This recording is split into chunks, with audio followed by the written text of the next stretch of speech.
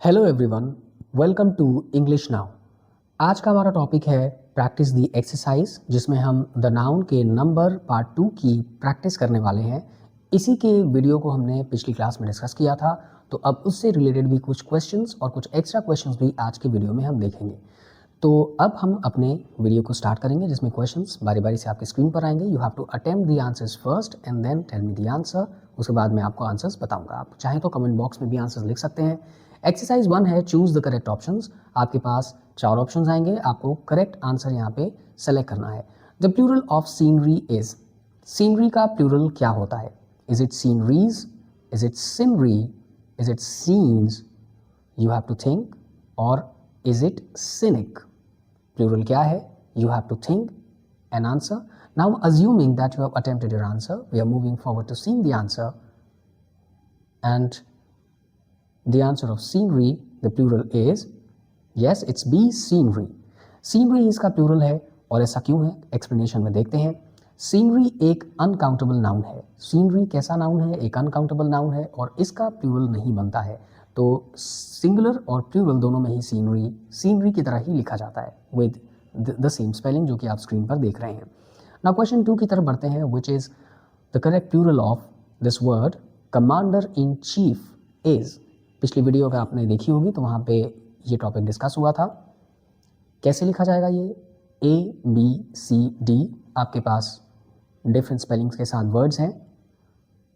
Commanders in chief A, B commander in chiefs, C commanders in chiefs, और D commander in chiefes. कौन सी spelling के साथ plural बनाया जाएगा? You have to think the answer, right in your comment box, and then will discuss the answer of it. Now we are moving forward towards seeing the answer,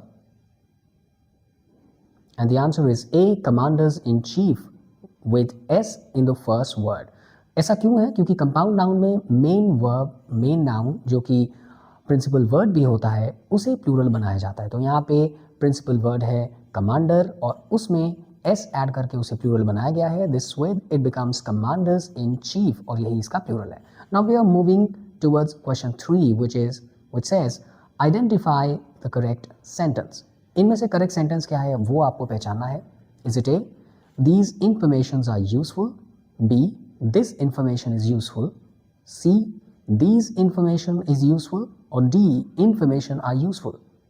Think and attempt.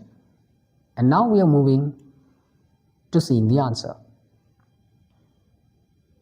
Answer है B, this information is useful. Information के साथ singular use किया गया है। क्यों ऐसा? क्योंकि information uncountable noun है, इसलिए ये singular verb इसके साथ लगाया जाएगा और ये सिंगुलर वर्ड की तरह लिखा जाएगा। तो this way it will become this information is useful. These information are, ये रॉन्ग होगा। दिस इंफॉर्मेशन इज यूजफुल, ऐसे करेक्ट सेंटेंस बनाया जाएगा। नाउ अगला है question 4 which talks about the plural of crisis is. Last video में डिस्कस किया था ये टॉपिक। प्लूरल कैसे बनेगा? Crisis as B crisis, C crisis with I spelling, और D crises spelling के साथ। you have to think and then write your answer. Now assuming that you have attempted your answer and we are moving forward to seeing the answer.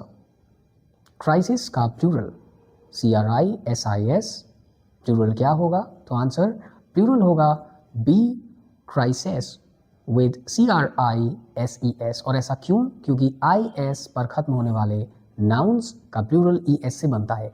ये English में Greek language से आया हुआ word है, जिसका singular और plural दोनों ही same उसी तरह लिखा जाता है जैसा ओरिजिनल लैंग्वेज ग्रीक में लिखा जाता है। तो सिंगुलर होता है CRISIS और प्लूरल बनता है CRISES। IS पे एंड होने वाले नाउन्स प्लूरल में ES से बनाए जाते हैं। यहाँ पे क्राइसिस उसी का एग्जाम्पल है।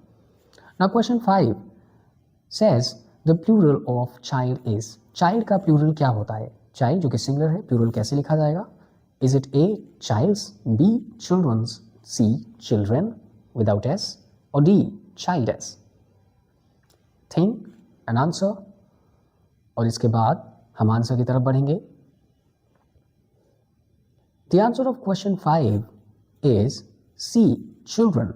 With CHILDREN। ऐसा क्यों है? चाइल्ड का चिल्ड्रन बनता है क्योंकि ये वर्ड जो कि चाइल्ड है वो इर्रेगुलर प्लूरल है, और हमने पिछली क्लास में भी जाना था कुछ वर्ड्स ऐसे होते हैं जिनका प्लूरल मेन वर्ड में EN ऐड करके बनता है। तो चाइल्ड वर्ड मेन है, उसके साथ EN ऐड करके चिल्ड्रन बनाया गया है ना। एक्सरसाइज 2 है ये, जो फिल इन द ब्लैंक्स की बात करता है। A group of sheep dash grazing in the field. इसके साथ इज आर क्या होगा? आंसर आप देख सकते हैं, इज यहाँ पे यूज़ किया गया है। शीप के बारे में भी पिछली क्लास में हमने डिस्कस किया था। शीप सिंगुलर प्लूरल दोनों की तरह यूज़ होता है।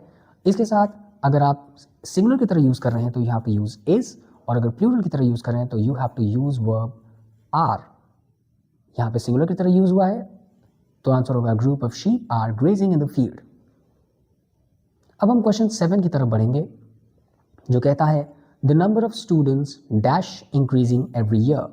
नंबर ऑफ स्टूडेंट्स के साथ क्या होगा? यहाँ पे आंसर है is, you have to use is, तो this way it will become the number of students is increasing every year.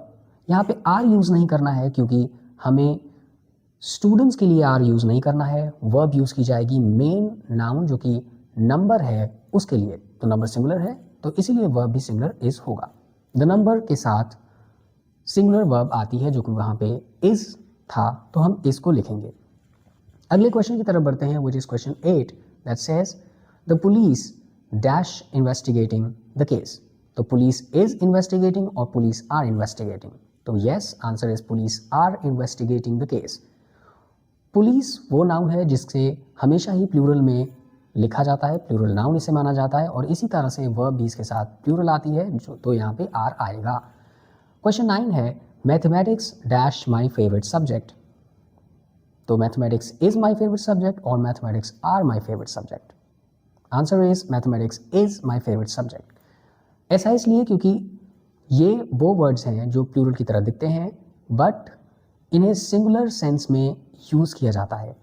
तो ये सब्जेक्ट्स वाले वर्ड्स हैं, मैथमेटिक्स, फिजिक्स, इलेक्ट्रॉनिक्स, इन सब के साथ सिंगुलर वर्ब आती है।